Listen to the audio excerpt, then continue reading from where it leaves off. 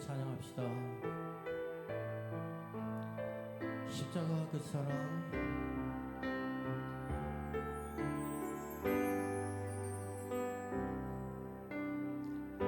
십자가 그 사랑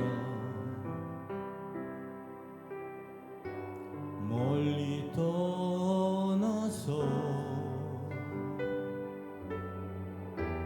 무너진 나의 삶 속에 잊혀진 주네. 돌 같은 내 마음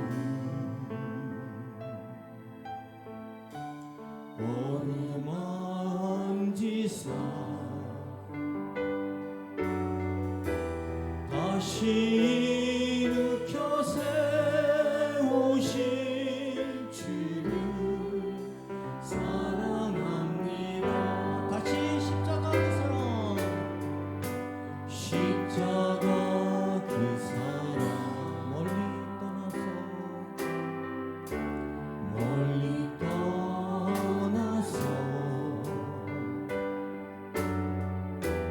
무너진 나의 삶 속에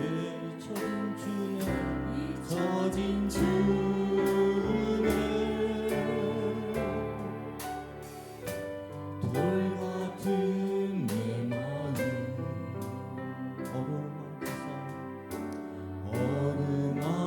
어루만지사 다시 일으켜 세우신 주를 사랑합니다. 주 나를 구하시고 주 나를 구하시고 날 붙드시고 나는 대놓고 존귀한 주님의 자녀라. 주 나를 구하시고 주 나를 구하시고 날 붙드시고 나는 대놓고 존귀한 주 나를 구하시고 다시 주 나를 구하시고 날 붙드시니 나는 대놓고 존귀한 주님의 자녀라. 주 나를 구하시고 날 붙드시니 나는 대놓고 존귀한 주.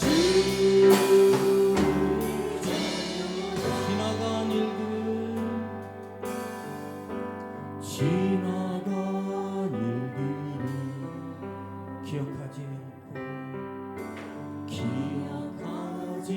않고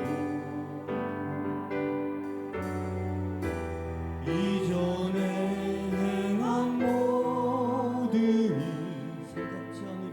생각지 않으리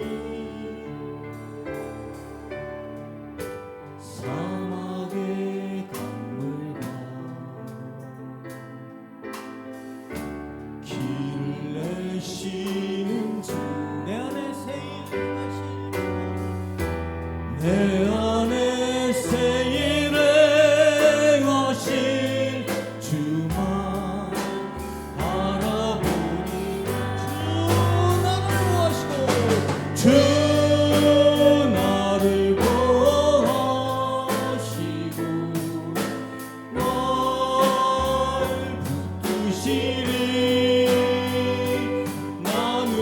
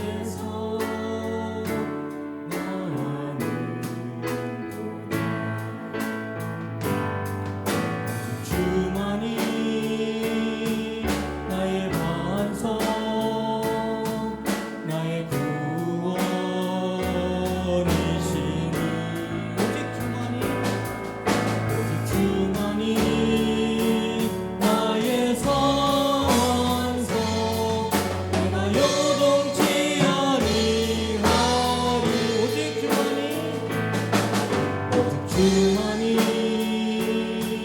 나의 반석 나의 구원이시니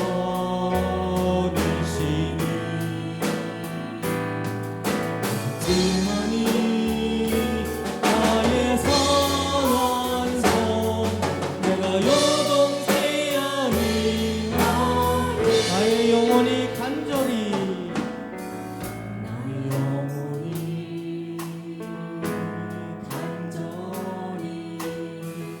여호와를 갈망하며 나의 입술이 여호와를 찬양하며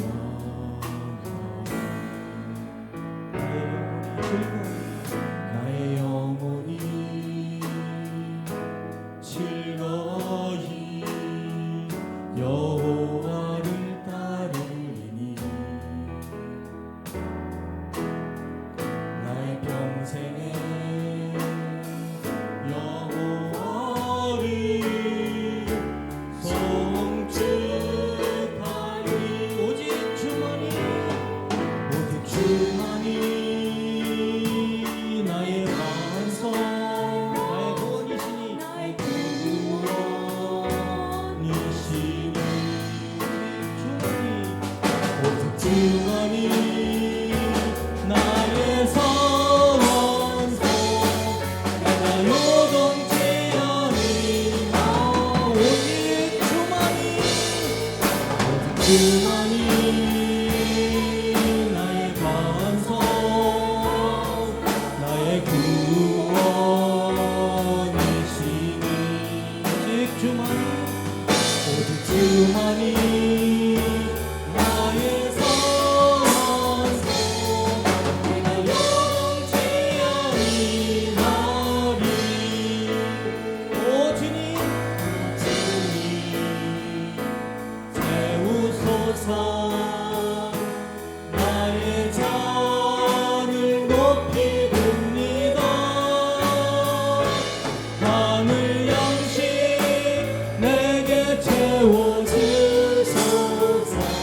넘치도록 채워주소서 오 주님 채우소서 채우소서 나의 잔을 높이 듭니다 하늘 양식 내게 채워주소서 넘치도록 채워주소서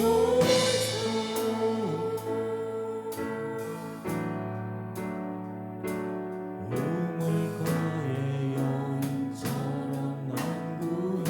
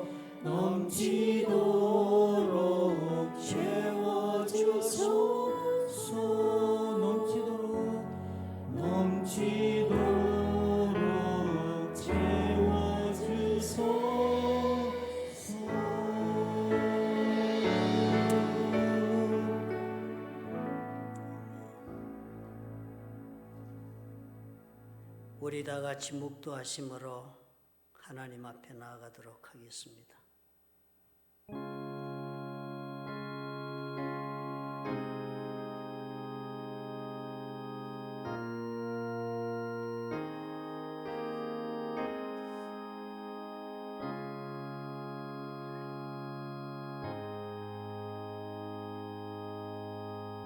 전능하사 천지를 만드신 하나님 아버지를 내가 믿사오며 그 외아들 우리 주 예수 그리스도를 믿사오니 이는 성령으로 잉태하사 동정녀 마리아에게 나시고 본디오 빌라도에게 고난을 받으사 십자가에 못 박혀 죽으시고 장사한 지 사흘 만에 죽은 자 가운데서 다시 살아나시며 하늘에 오르사 전능하신 하나님 우편에 앉아 계시다가 저리로서 산 자와 죽은 자를 심판하러 오시리라.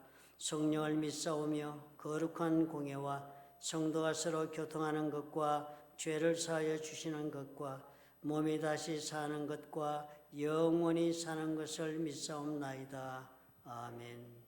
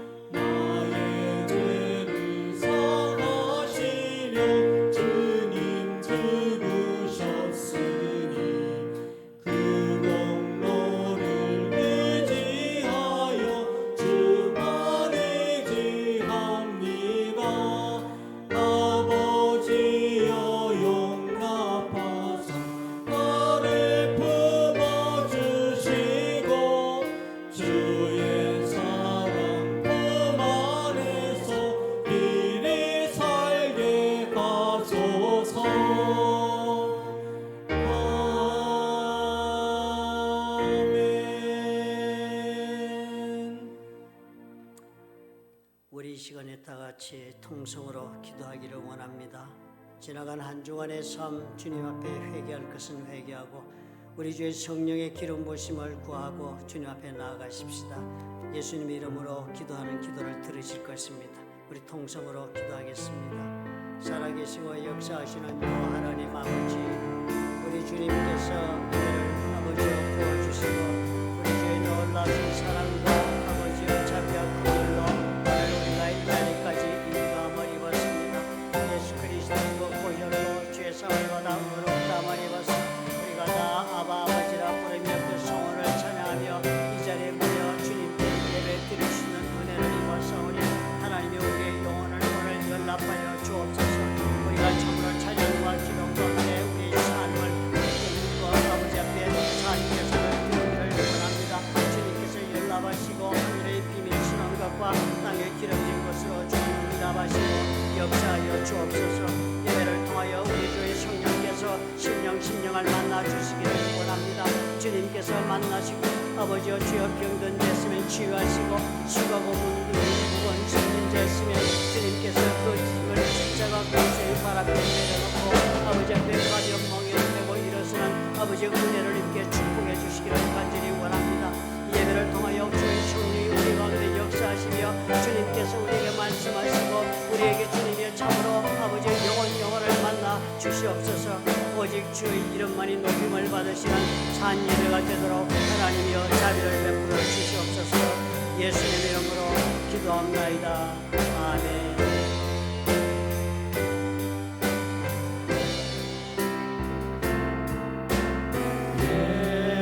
예수 사랑해요. 나 주 앞에 엎드려 경배와 찬양 함께 드리네.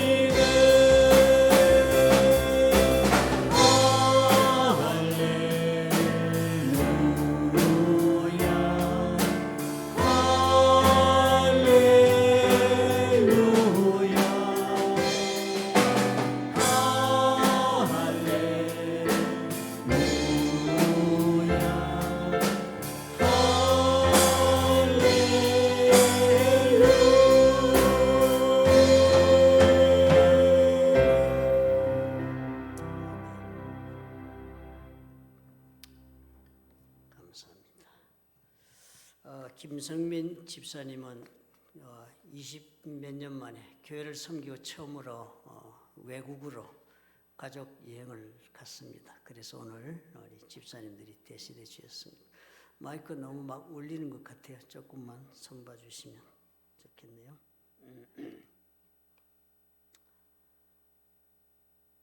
임기성 선교사님 우리가 셋째 주일에 신방 가기로 했는데요.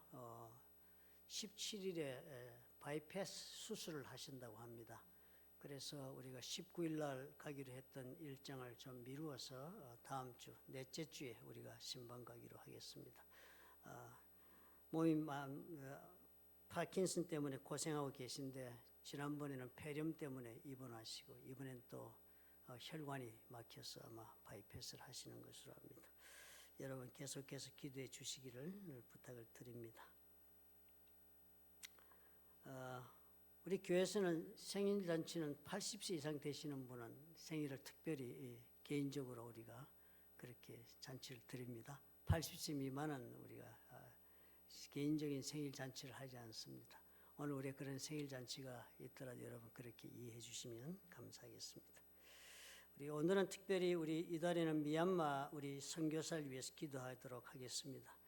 우리 예배 드리기 전에 우리 하나님께서 신학교를 세우시고 또 그곳에 진료소도 세웠고 우리들의 힘을 통해서 또 고아원도 건축하게 하셨습니다. 미얀마 우리가 참으로 많은 일을 했는데요. 그동안 우리가 코비드도 있고 그랬지만 우리가 또 계속적으로 지원하지 못했습니다. 이제 미얀마 임관일 선교사께서 담석증 수술이 끝나면 곧 미얀마로 들어가시고자 합니다. 들어가시는 대로 계속했던 일들을 진행하실 것입니다. 여러분께서 기도해 주시기 바랍니다.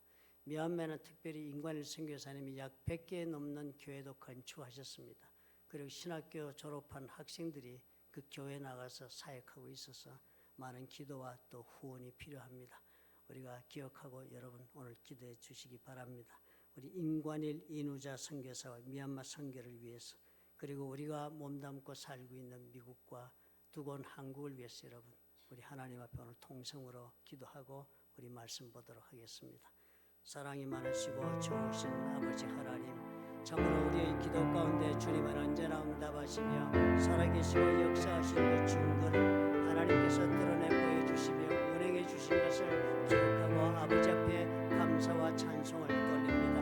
특별히 미얀마 땅 주님이여 22여 년 전 하나님께서 우리를 통하여 아버지 양건 땅에 복음의 문을 열어주시고 임관일 인우자 선교사를 통하여 참으로 놀라운 사역을 오늘까지 이루게 하시고 그 열매를 맺게 하신 하나님 그 은혜가 감사합니다. 이제 그 흑암의 땅에 주님이여 아버지 교회도 세워지고 아버지 참으로 병원도 고아원도 우리가 세워 하나님의 사랑을 전파하게 하셨으니 아버지여 이제 그 복음의 전파가 주님의 열매를 맺고 교회마다 수많은 성도들로 하나님을 찾아 회심하는 역사가 날로 왕성하도록 아버지여 허락해 주시기를 간절히 원합니다. 이 사명을 맞아 주님이 엇받아 감당하고 있는 임관일 인우자 선교사에게 성령의 기름 부으심을 부르심을 지어 갑절로 충만하게 하셔서 참으로 하나님께서 당부하신 그 사명 조금도 어긋남이 없이 아버지 앞에 온전하게 올려드릴 수 있도록 주님이여 은혜를 더하여 주옵소서.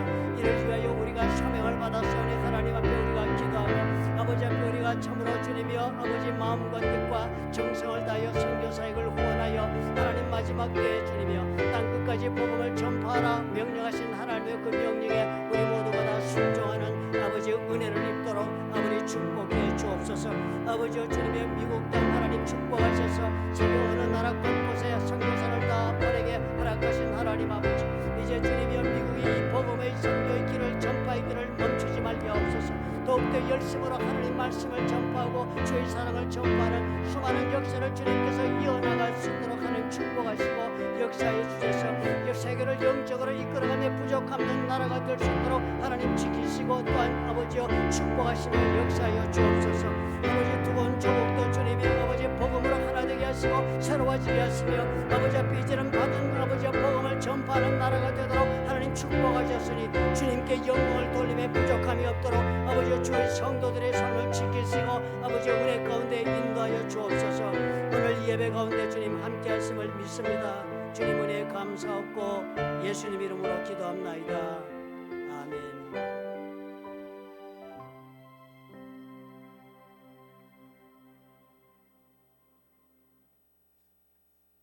지난 주일에 우리 세례식 했습니다. 우리 동영상 오늘 보여드리겠다고 합니다.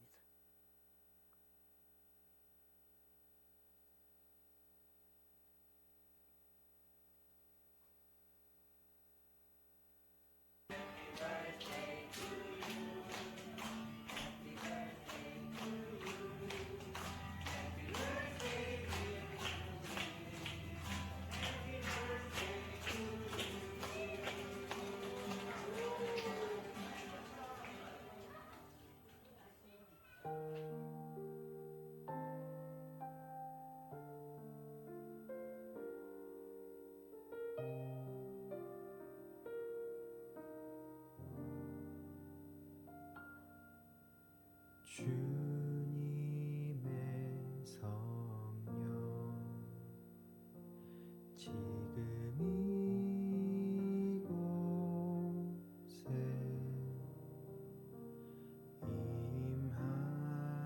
임하소서.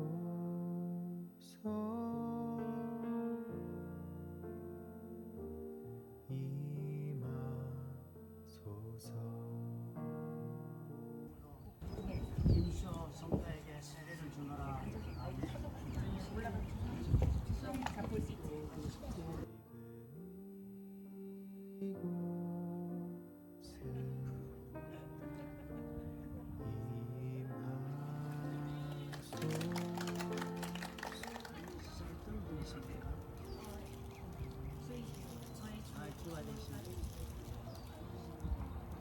성부와 성자와 성령의 이름으로 예수님에게 세례를 주노라.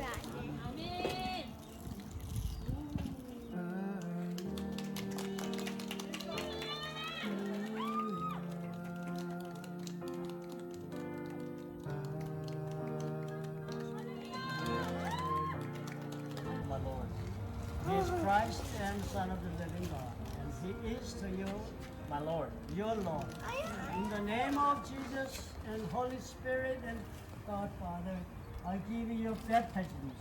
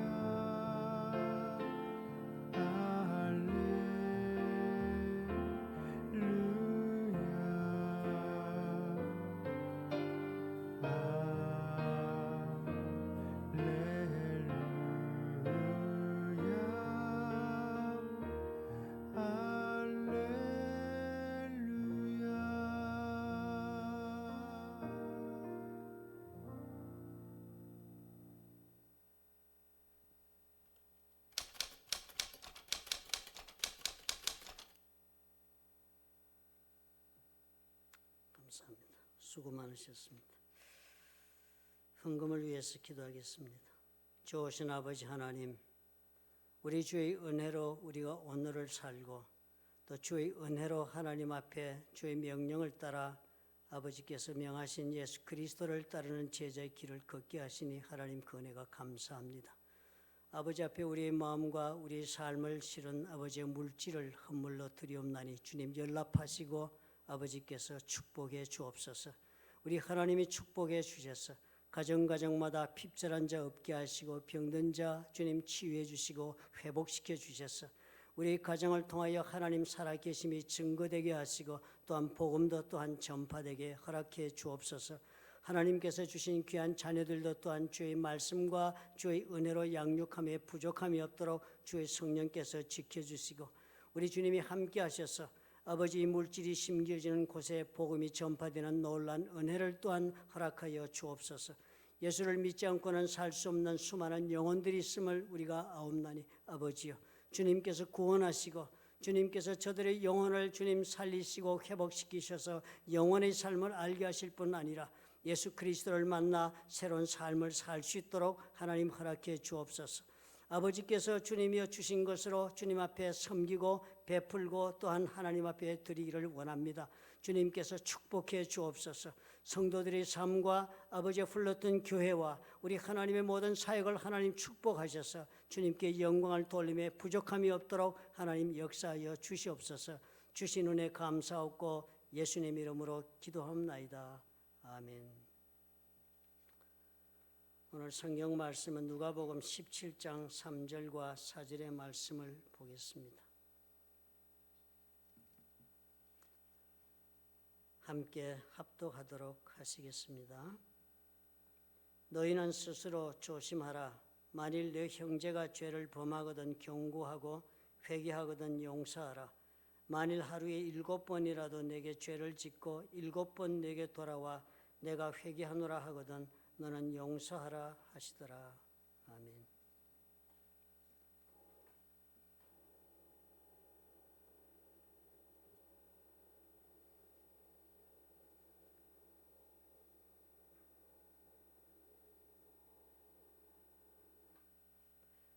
예수께서 용서하신 말씀을 명령으로 우리가 생각하고 삶에 적용하신 경우가 과연 얼마나 있었는지 생각되게 합니다. 우리 예수님께서 우리에게 당부하신 명령이 참 많으셨지만 그것을 우리가 명령이라 그렇게 생각하고 받아들여서 명령이니까 우리의 생각과 우리 판단 이전에 무조건적인 순종이 요구된다는 사실을 우리가 생각하고 말씀을 삶에 적용한 적이 과연 얼마나 많았는가 돌이켜보게 됩니다. 그래서 우리가 지난 몇 달 동안 계속해서 명령의 말씀을 순차적으로 우리가 살펴보는 중에 오늘은 용서하라에까지 우리가 도착을 했습니다. 사실 이 용서하라는 명령은 또 다른 하나님께서 그 성품을 보여주고 있는 놀라운 그런 단어가 됩니다. 우리가 잘 알기는 하나님은 사랑이시라. 그래서 우리 하나님은 사랑이시므로 우리가 또 그러므로 우리 하나님을 따라 사랑하는 것을 배우고 실천하여서 그렇게 함으로 우리가 예수 그리스도를 닮은 사람이 될 수 있다라고 우리는 그렇게 생각하고 사랑하라 그렇게 말을 합니다. 이 용서하시라는 명령도 그런 것입니다. 이 용서하시라는 명령도 사랑하라는 그 명령과 쌍벽을 이루는 그런 하나님의 성품을 제대로 드러내고 있는 그런 대표적인 명령이라 할 수 있습니다.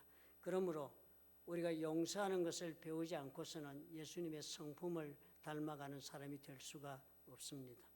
예수님은 십자가 위에서 돌아가실 때조차도 그 마지막 말씀이 용서에 관한 말씀이었습니다.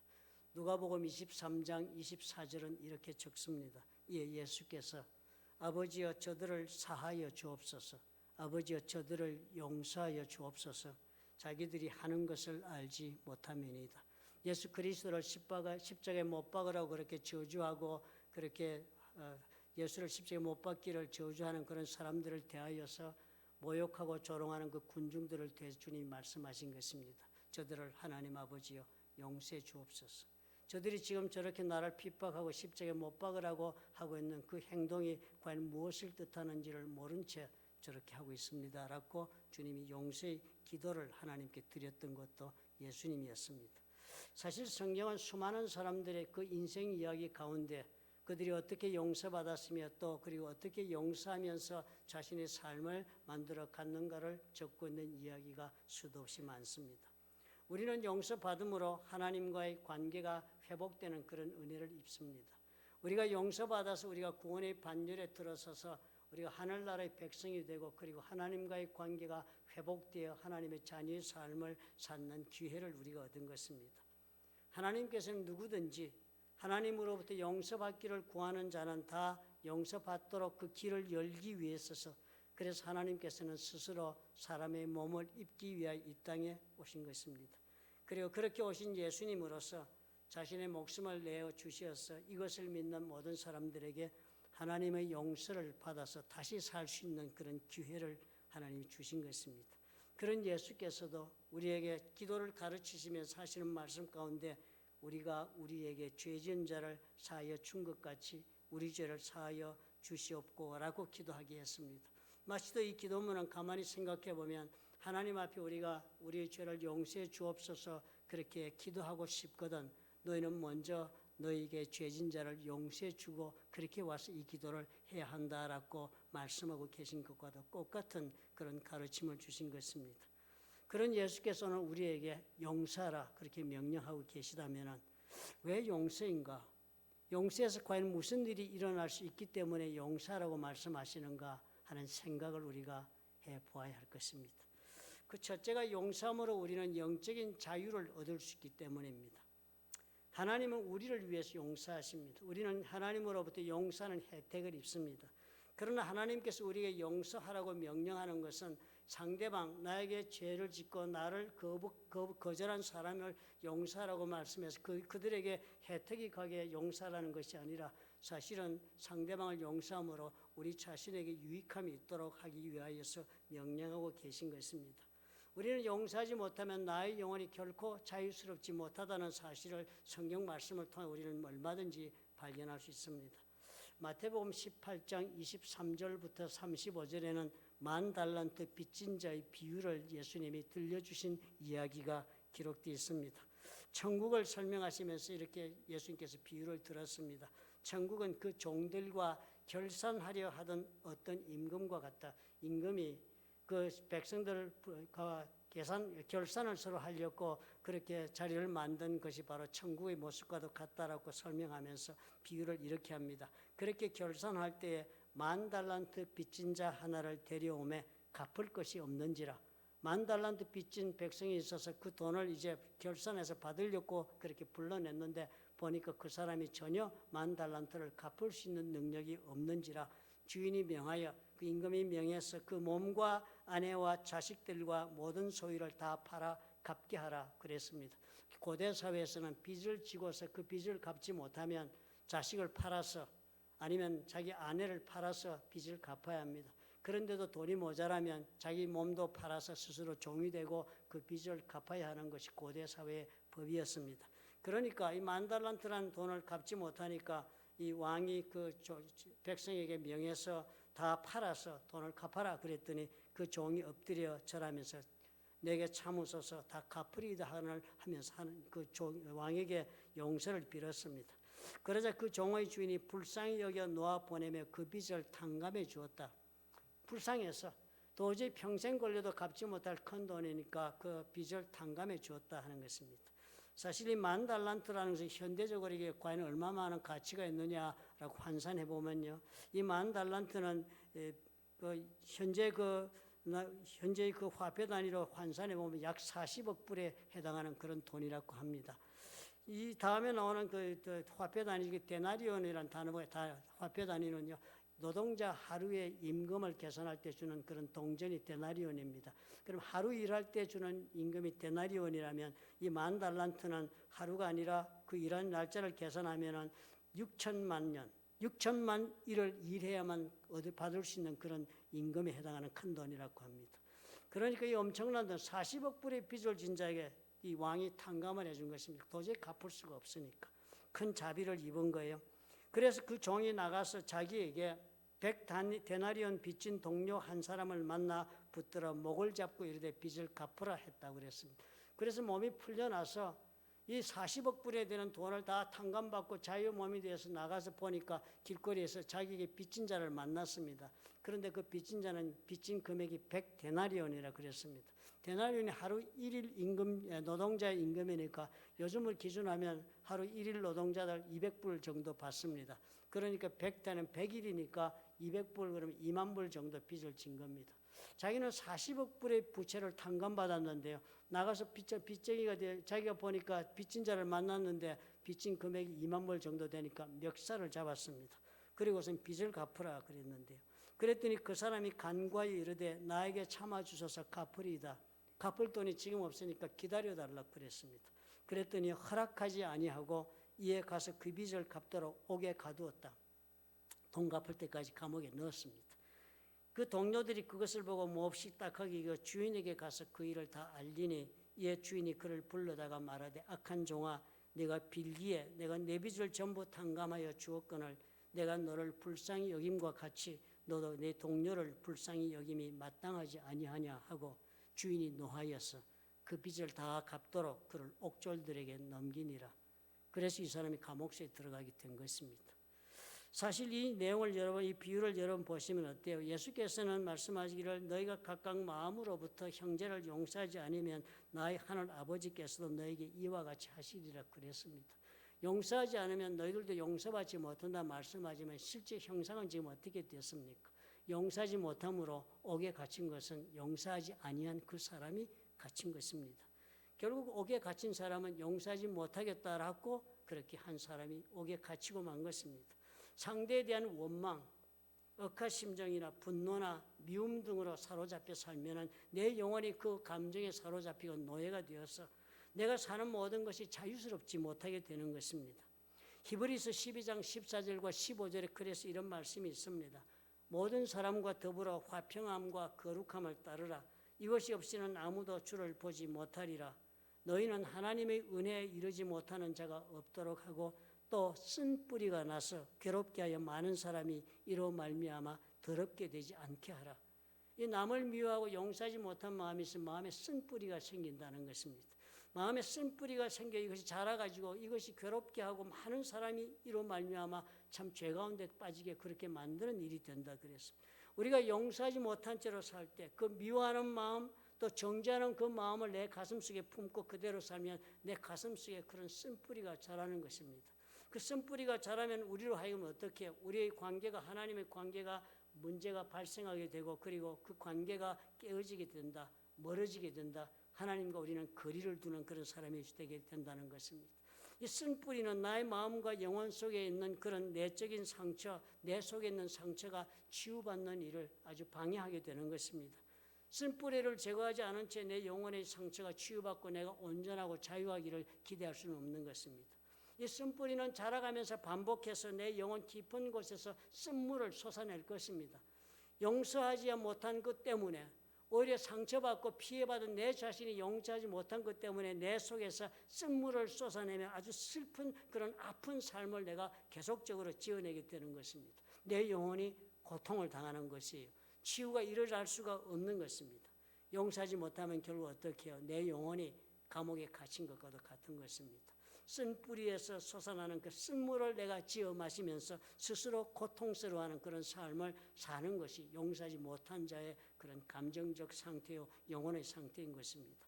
그러므로 예수께서 가르쳐 주신 대로 우리가 기도할 수 있어야 합니다. 우리가 우리에게 지은 죄를 사하여 준 자같이 준 것 같이 우리 죄를 사하여 주옵소서라고 우리가 그렇게 기도할 수 있어야 한다 하는 것입니다. 내가 용서할 수 없다고 그렇게 마음에 새기면서 하나님께 나아가서 나의 용서를 구할 수는 없는 것입니다.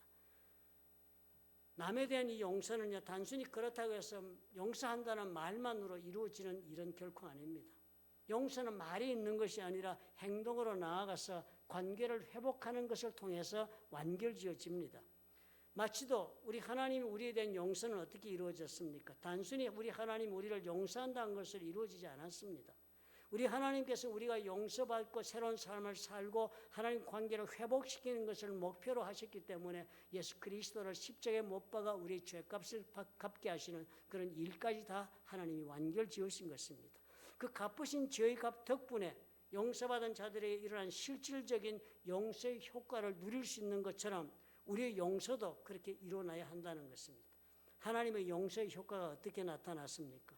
관계를 회복시켜 주는 것으로 그 용서가 결론을 낸 것입니다. 하나님께서 우리를 용서하심으로 그렇게 우리가 하나님과 관계가 되어서 천국 백성이 되는 것처럼 우리도 결국 용서한다면 우리가 관계를 회복시키는 자리까지 우리가 행동으로 나아가야 합니다. 그래서 마태복음 5장 23절과 24절에 이렇게 가르쳐요. 그러므로 예물을 제단에 드리려다가 거기서 내 형제에게 원망 들을 만한 일이 있는 것이 생각나거든 예물을 제단 앞에 두고 먼저 가서 형제와 화목하고 그 후에 와서 예물을 드리라 그랬습니다. 예물을 제단에 드리는 일은 하나님 앞에 예배하는 일이니까 무엇보다 중요한 일인 것으로 우리는 압니다. 예배 이상도 중요한 게 없습니다. 예배 실패해서 인생을 망친 사람도 성경에 얼마나 많습니까? 가인 같은 경우는 아벨과 제사에서 자신의 예배가 받아들여지지 않는 것 때문에 살인죄도 저지르는 그런 처참한 일을 벌인 것도 예배 실패했기 때문에 일어난 일들입니다. 그런데요, 그런 중요한 예배, 우리가 하나님 앞에 영적으로 축복받고 그렇게 생명을 얻어 일어서게 만드는 그 예배를 드리는 그 자리에서조차도 만약에 내 형제에게 원망 들을 만한 일이 있다 하는 생각이 들거든 그렇게 말씀하시는 거예요. 내가 지금 원망한 일이 있다고 내가 생각하는 것이 기준이 아니라 나는 아무 일도 없어. 나는 괜찮다는 생각이 들지 몰라도 생각해 보니까 그 사람이 혹시 만에 하나라도 나에게 원망하는 일이 있을지 모르겠다라는 생각이 들거든 그런 것입니다. 우리는 많은 경우에 내가 괜찮으면 다 괜찮은 걸로 생각하고 살지만 하나님 말씀은 그렇지 않은 것입니다. 상대방이 기준이 되어야 한다. 너는 아무리 괜찮게 그 사람이 아팠다면 아프게 한 것이다. 너는 아무리 괜찮다 할지 그 사람이 상처받았다면 너는 상처 준 사람이다 라고 예수께서 말씀하시면서 그런 일이 만약에 생각나거든 그런 용서받을 일이 있다 하는 생각이 들거든 상대방의 입장에서 볼 때 네가 용서받아야 하겠다 하는 그런 생각을 상대방이 하고 있다면 예물을 제단 앞에 두고 먼저 가라. 우선적으로 시급하게 생각하고 일부터 해야 한다. 그것이 뭐라고요? 형제와 화목하고 가서 용서를 구하고 관계를 정상화하고 그 후에 와서 예물을 드리라. 하나님 앞에 드리는 예배도 그래야만 받아질 수 있다라고 말씀하시는 것입니다. 얼마나 시급한 문제인가 그렇게까지 말씀하시겠습니까? 다시 말해서 상대가 용서받을 만한 어떤 일조차 행하지 않았더라도 내가 먼저 용서해야 된다서 대단히 우리 그 기준이 엄격한 것입니다. 용서하는 주도권을 내가 먼저 행사할 수 있다면 그 행사해서라도 관계를 풀어야 한다 하십니다. 그래야만 하나님 앞에서 은혜 받고 사는 삶이 계속되어질 수 있다 합니다. 콜롬비아에서 있었던 일입니다. 11살 난 아이가 있었어요. 그 애 이름이 디디어라고 합니다. 그런데 그 어머니가 아들하고 같이 길을 걸어가다가 길거리에서 그 길거리 총잡이들, 그 깡패들이 콜롬비아 많으니까 그 어머니에게 총을 쏘는데 38발을 쏴서 그 어머니를 죽입니다. 그리고 어머니가 그렇게 38발의 총을 맞아 죽었으니 얼마나 처참하게 죽었어요. 그거 죽는 모습을 이 아들 디디어가 그 눈으로 직접 현장에서 목도하게 되었으니까 제정신으로 살 수가 없는 사건을 당한 것입니다.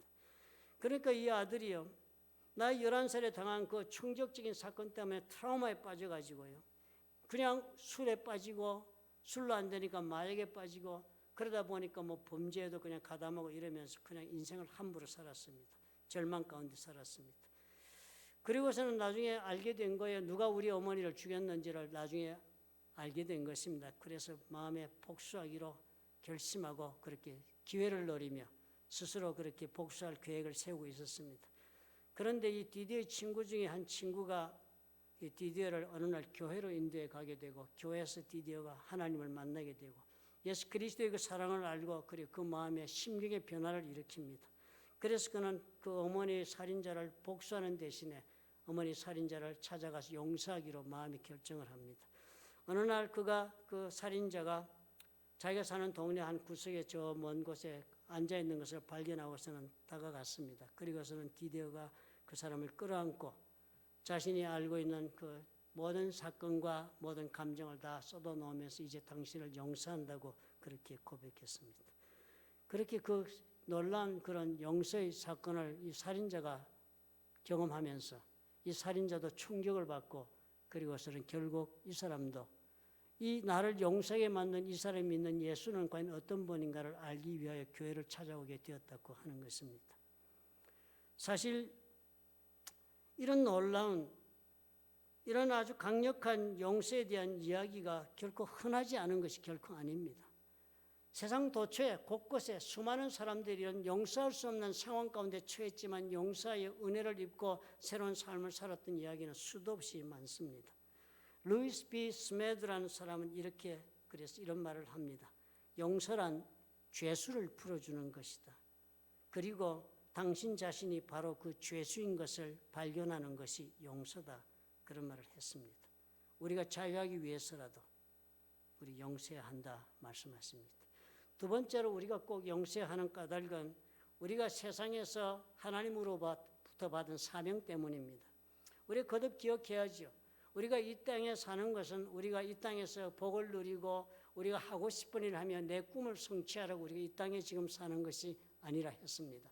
예수께서 어떻게 해요? 우리가 예수 믿고 제자가 되어 하나님 앞에 기도하기를 이 땅으로 우리를 다시 보낸다 하시고 이 땅으로 보내셔서 마치도 예수님께서 이 땅에 온 것처럼 우리에게도 사명을 줘 보낸다 하셨습니다. 그래서 예수께서 우리를 이 땅에 보내셨고 우리가 보냄을 받아 이 땅에 사는 자들이기 때문에 예수님이 하나님에게 우리를 보호해달라고 기도했다 했습니다. 그러니까 오늘 저와 여러분이 예수를 믿어서 받은 복이 있고 예수를 믿어서 받은 하나님의 보호하심이 있다면 그것은 다 이유가 한 가지입니다. 우리가 이 땅에 예수의 명령을 따라 보냄받은 입장에 있기 때문에 하나님 복을 주시고 보호해 주시는 것입니다.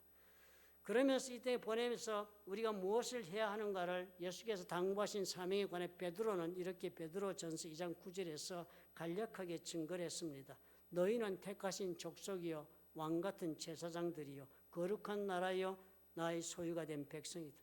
이는 이렇게 된 까닭은 이렇게 너희들이 귀한 백성이 되고 택하신 족속이 되고 내 소유가 된 까닭은 너희를 어두운 데서 불러내어 그의 기이한 빛에 들어가게 하신 이의 아름다운 덕을 선포하게 하려 하십니다. 어두운 데서 우리가 죄악 가운데 있던 때를 뜻합니다. 예수를 믿어서 우리가 빛의 세계 속으로 들어온 것을 이렇게 설명한 것입니다. 그러니까 어떻게 해요? 우리가 예수 믿고 구원받은 거예요. 예수 믿고 구원받았다는 사실은 우리가 예수 믿고 하나님으로부터 죄 사함을 받고 용서함을 입어서 오늘 이렇게 하나님의 자녀가 된 삶을 사는 것, 이것에 대한 이 아름다운 하나님의 그 덕을 우리가 선포하도록 하기 위해서 우리가 세상으로 보냄받았다는 것입니다.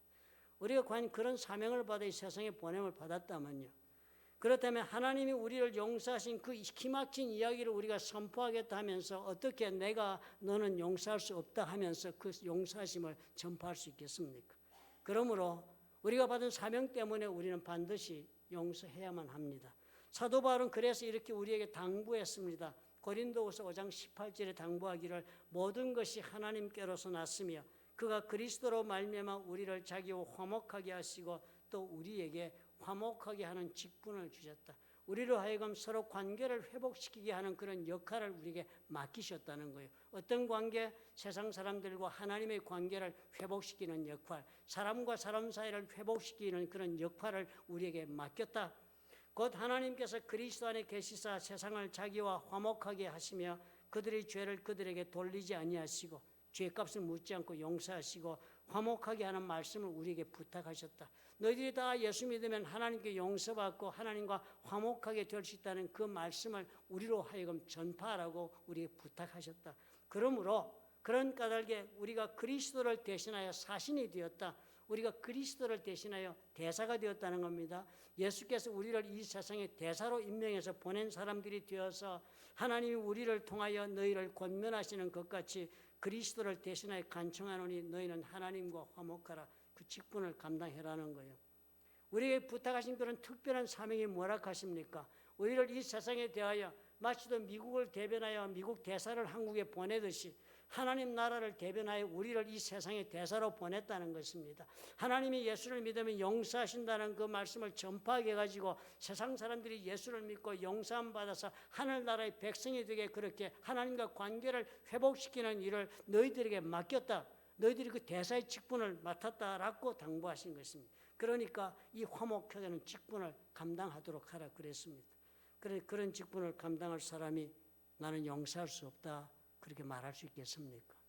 내가 나에게 거스른 자, 내가 내 마음에 상처 준 자를 용서하지 못하면서 어떻게 그 사람이 하나님의 용서를 받아 회복될 수 있다고 우리가 그렇게 말을 전할 수 있겠습니까? 그보다 더 이율배반적인 행위는 있을 수 없습니다. 우리는 그러므로 어떻게 해요? 용서해야 합니다. 우리가 이 땅에 사는 동안 하나님께서 우리에게 당부하신 사명이 있기 때문에요. 하나님이 살아계시고 오늘도 우리를 주 예수 그리스도 오는 자를 받아들여서 하나님의 자녀 삼겠다고 하신 그 약속의 말씀이 오늘도 유효한 것을 우리가 증거하기 위해서라도 나를 용서하신 그 하나님의 용서를 내가 입었으니 나도 그 용서를 알게 하고 실천하는 것입니다. 그래서 용서해야 해요. 세 번째로 우리가 용서해야만 하는 것은 원수 갚는 일은 하나님의 몫이기 때문입니다. 하나님의 일이기 때문이에요. 로마서 12장 19절에 이렇게 적습니다. 내 사랑하는 자들아 너희가 친히 원수를 갚지 말고 하나님의 진노하심에 맡기라. 하나님의 진노하심에 맡기라는 것이 하나님이 진노하셔서 심판할 수 있도록 좀 그 여유를 남겨두라는 거예요. 어떤 사람은 그냥 막 잘했니 못했니 질책하고 심판하고 이래가지고 그냥 받을 심판 다 받게 그렇게 하지 말고 좀 사람이 밉고 용서할 수 없거든 좀 룸을 놔두라. 하나님이 좀 그 사람 야단칠 수 있는 그런 룸을 좀 놔두라. 그렇게 지금 적은 것입니다. 하나님의 진노하심에 맡기라. 다 네가 다 그 차지해가지고 휘둘리지 말라. 좀 하나님 하실 수 있도록 좀 남겨두어라. 기록되었으되 원수 갚는 것이 내게 있으니 내가 갚으리라고 주께서 말씀하신 하나님이 원수 갚겠다고 말씀하지 않았느냐. 그러니까 네가 다 원수 갚아가지고 하나님이 원수 갚을 일도 없게 만드는 일이 없어야 되겠다는 거예요. 사실 우리 하나님이 이 원수 갚는 일을 하나님의 몫으로 맡긴 놀라운 계획이 있기 때문입니다.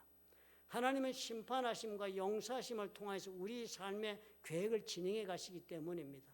하나님은 우리의 흠을 지으신 거 용서하시고 그래서 우리 한 걸음 내딛게 하시고 우리가 참으로 회개하지 못하면 심판하시겠다고 우리에게 참으로 다가오시며 우리가 그래서 하나님 앞에 그 심판이 두려워서라도 회개하게 하고 용서를 입게 하셔가지고 우리 삶 가운데 계획하신 하나님의 계획이 진행될 수 있게 하기 위한 방법이 되어 있기 때문인 것입니다. 하나님 나라가 진정 이 땅에 임하기를 원하시는 사람이라면요. 이 땅이 우리의 뜻대로 운영되는 땅이 아니라 하나님의 뜻대로 운영되기를 진정 원하는 예수 그리스도를 믿는 성도라면요. 우리가 아무리 용서할 수 없는 죄로 상처를 내가 받았다 할지라도 그 상대방을 어떻게 심판하고 정죄하는 일은 하나님 손으로 넘겨드려야 하는 것입니다. 왜요? 하나님이 이 모든 일 가운데 우리가 알지 못하는 숨겨진 계획을 가지고 계시기 때문입니다. 나의 용서가 용서할 당신은 이해할 수 없는 일처럼 여겨졌다 할지라도 내가 주의 말씀을 따라 용서하고 보니까요. 그 용서를 통해 하나님이 계획하시고 계셨던 일이 모습을 드러내는 것을 우리가 얼마든지 추후에 발견할 때가 많은 것입니다. 용서는 나도 알지 못하던 하나님의 계획의 모습을 드러내게 하는 그런 기회가 됩니다. 야곱의 아들들과 요셉의 이야기를 여러분 기억하시지요? 요셉에게 용서를 구하는 형제들 그 요셉을 종으로 팔아먹고 그리고 원수가 되었던 그 형제들을 두려움 가운데 그들이 살지 않았습니까? 그런 형제들이 애굽에서 함께 모여 살 때 그 야곱의 아버지 되시는 야곱이 죽게 되었습니다. 그래서 요셉의 형제들이 그의 아버지가 죽었음을 보고 말하되 요셉이 혹시 우리를 미워하여 우리가 그에게 행한 모든 악을 다 갚지나 아니할까 하고 요셉에게 말을 전해 이릅니다. 거짓말로 두려워서 요셉에게 이야기합니다. 당신의 아버지가 돌아가시기 전에 명령하여 이르시기를 너희는 이같이 요셉에게 이르라. 네 형들이 내게 악을 행하였을지라도 이제 바라건대 그들의 허물과 죄를 용서하라 하셨나니 당신 아버지의 하나님의 종들인 우리 죄를 이제 용서하소서 하며 요셉이 그들이 그에게 하는 말을 들을 때 울었더라. 얼마나 가슴 아픈 상처를 받았습니까? 요셉이. 이렇게 그 형들이 자신들이 정말 이제는 아버지 죽으니까 동생 요셉이 원수 갚을까 봐 두려워서 거짓말로 아버지 유언으로 우리 살려주라 그랬으니까 우리 용서해 더 그렇게 동생이 오니까 동생이 그 말을 듣고 마음이 아파서 울었다고 그랬습니다. 그리고는 그 형들이 친히 와서 요셉의 앞에 엎드려 이르되 우리는 당신의 종들이라 목숨을 구했습니다. 그랬더니 요셉이 그들에게 뭐라고 말했습니까? 두려워 마소서 내가 하나님을 대신하리이까. 얼마나 절치부심 원수 갚고 싶은 마음도 있었겠습니까? 그렇지만 요셉은 결코 원수 갚는 마음으로 발전해 가지 않았습니다. 이 원수 갚는 일 하나님의 것이라 생각했기 때문에 오늘 이렇게 고백할 수 있는 것입니다. 내가 어떻게 하나님의 자리에 앉을 수 있겠지? 내가 당신들을 용서하지 않겠다고 말할 수 있겠느냐? 나는 하나님의 자리에 앉을 수 없다. 용서하지 하고 용서하지 않는 것은 하나님의 일이지 내가 하는 일이 아니더라 그랬습니다. 당신들은 나를 헤아려 하였으나 하나님은 그것을 선으로 바꾸사 오늘과 같이 많은 백성의 생명을 구원하게 하시려 하셨다. 당신들은 두려워하지 마소서. 내가 당신들과 당신들의 자녀를 기르리이다 하고 그들을 간곡한 말로 위로하였더라. 무슨 일이 벌어졌습니까? 요셉이 용서함으로 70명 되는 대가족이 요셉의 용서함으로 이 애굽에 함께 그렇게 살면서 결국 430년 뒤에 이루기로 하나님이 약속하신 그 약속이 전개되고 그리고 그 모습을 드러내지 않습니까? 그렇죠. 150만 명의 장대한 족속으로 이 요셉의 용서를 통하여 그 형제들로 인하여 150만 명의 장대한 족속으로 그들은 숫자가 늘어나가지고 큰 민족을 이루어서 이스라엘은 국가를 세우게 되는 놀라운 하나님의 계획이 진행될 수가 있었던 것입니다. 이 용서는 무엇을 가능케 했습니까? 저들이 결코 상상해보지 못했던 하나님의 숨겨진 놀라운 비밀스러운 계획을 이룰 수 있도록 그 모습을 드러낼 수 있도록 그 길을 여는데 용서가 그 역할을 한 것입니다. 그러므로 우리는 용서해요. 내 개인의 삶에도 하나님이 가지고 계신 계획을 여러분 보시고 싶으십니까? 용서하셔야 해요. 상대방의 삶에서도 하나님이 계획하고 계신 일이 일어나고 전개되고 열매 맺는 것을 보고 싶으신가요? 그렇다면 용서해 주셔야 해요. 우리 하나님은 내가 알지도 못하는 계획을 하나님의 때에 하나님의 방법으로 하나님께서는 이루시기를 원하셔서 우리로 하여금 용서하라. 7번씩 70번이라도 와서 회개하거든 용서하라. 그렇게 주님께서 당부하시는 것입니다. 역사를 내 손에 쥐고 여러분 살기보다는 하나님의 손에 넘겨드릴 수 있다면 그분이 진정 예수님의 제자가 아니겠습니까? 어네스트 해밍웨이가 쓴 단편 소설이에요. The Capital of the World. 아주 짤막한 단편이 있습니다. 이 아들과 사춘기 아들, 10대 아들과 그 아버지의 갈등을 그린 짤막한 그런 단편 소설입니다. 그 이야기는 그 스페인을 무대로 그 아들의 이름이 파코라는 그 아들을 둔 아버지 이야기입니다. 이 파코라는 이름은 스페인에서 아주 흔한 이름입니다. 그 당시 이 아들은 소원이 아버지의 뜻과는 다르게 자신이 투사가 되는 게 꿈이었습니다. 그래서 결국 아버지의 손에서 벗어나서 자신의 인생을 원하는 대로 살기를 원해서 가출해 도망을 갑니다. 그리고 도망간 곳이 바로 그 스페인의 수도인 마드리드, 캐피털 시티인 마드리드로 도망갔습니다. 그래서 그 소설의 제목도 The Capital of the World라고 그렇게 해밍웨이가 붙여서 소설을 적습니다. 그래 아들이 그렇게 가출해 도망가니까요. 그 아버지가 얼마나 절망적이 됐겠습니까? 어떻게든 이 아들을 찾아가지고 다시 집으로 데려와야 되겠다라는 생각 때문에 그 아들이 도망간 마드리드로 아버지도 따라갑니다. 그리고서는 아들을 도저히 만날 수가 없으니까 그 로컬 페이퍼 지방 신문에다가 광고를 한 줄 간단하게 올렸습니다. 광고를 냈습니다. 디어 파코, 사랑하는 파코야, 내일 아침 정오에 마드리드 일간 신문사 앞에서 나를 만나라. 내가 기다리겠다. 모든 것을 용서한다. I love you. 내가 사랑한다. 그렇게 딱 한 줄 넣었습니다. 그리고 해밍웨이는 소설을 이렇게 끝을 냅니다. 다음 날 정오에 그 신문사 앞에는 약 800명의 파코들이 모여들었다. 모두가 다 용서를 찾고 있는 파코들이었다. 그랬습니다. 세상은 사람들로 용서받기를 원하는 사람들로 그리고 또 깨어진 관계를 회복하기를 원하는 사람들로 가득 차 있다 해도 과언이 아니라 합니다. 이 용서, 관계를 회복시키는 용서는 사실상 우리가 어디에서 발견했던 것입니까? 우리 예수 믿으며 그리스도 예수 안에서 우리가 얻고 그리고 누리고 있는 용서가 아닙니까? 그러면 오늘 여러분 우리 마음에 정리하십시다. 내가 자유하기 위해서라도 용서하자. 주님께서 나에게 당부하신 사명이라니까 이유를 달지 말고 용서하자. 하나님의 계획을 보며 살기 위해서라도 우리가 서로 용서하자. 이런 다짐을 하고 한번 새롭게 우리 삶을 시작해 보십시다. 만약 그리하실 수 있다면 하나님의 계획이 드러나는 삶을 개인적으로 누릴 수 있을 것입니다. 하나님의 계획이 드러나는 교회가 될 것입니다.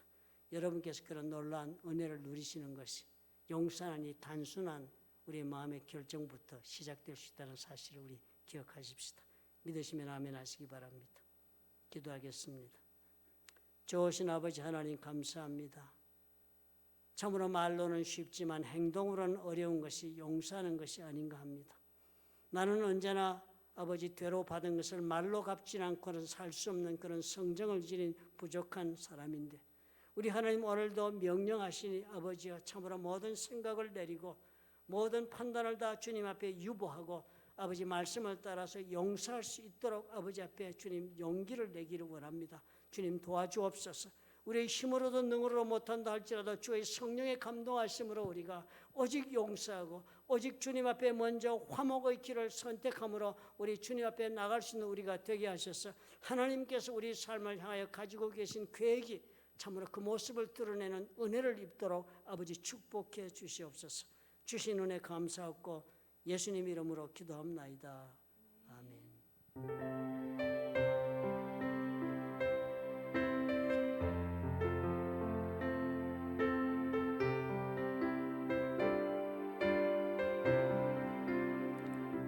주님 것을 내 것이라고 고집하며 살아왔네. 그 문보와 자녀들까지 주님 것을 내 것이라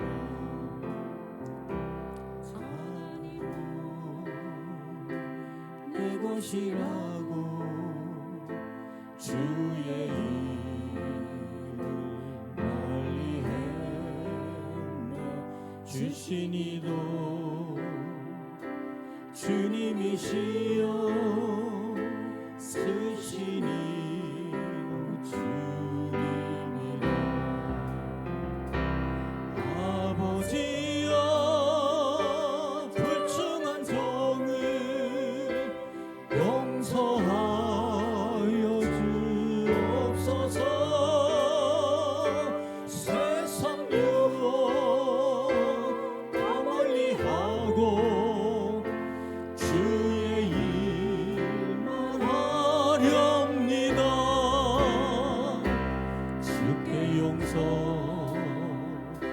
구하기만 하고 남을 용서 못했었네. 원수까지 사랑하라 하신 말씀 순종 못했었네. 아버지여 연약한 종을 용서하여 주옵소서. 용서하라 명령한 말씀 순종하며 살렵니다. 아버지여 연약한 종을 용서하여 주옵소서. 용서하라 명령한 말씀 순종하며 살렵니다.